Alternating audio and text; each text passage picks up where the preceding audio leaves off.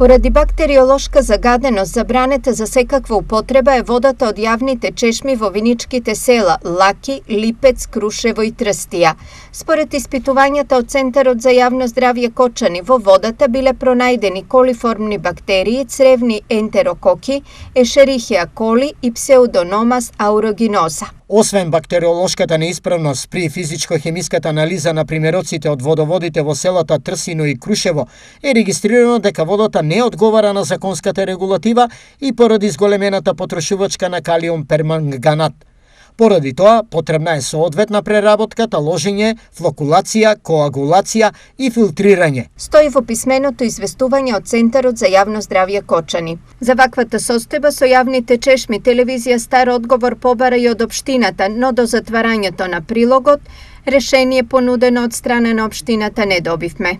По барање на општина Виница, испитување на водите е направено и во селата Виничка Кршла, Калиманци, Трсино, Драгобраште, Градец и Пекљани, но таму резултатите одговараат на законските прописи и стандарди за бактериолошка исправност.